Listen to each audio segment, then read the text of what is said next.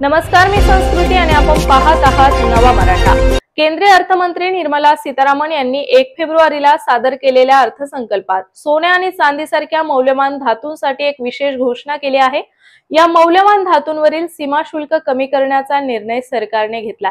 त्यामुळे आता अर्थसंकल्पात सरकारने सोने आणि चांदीवरील सीमा शुल्क 25% वरून 20% कमी करण्याची घोषणा केली आहे। तसेच प्लॅटिनम वरील सीमा शुल्क 25% वरून 5% कमी करण्यात आले आहे।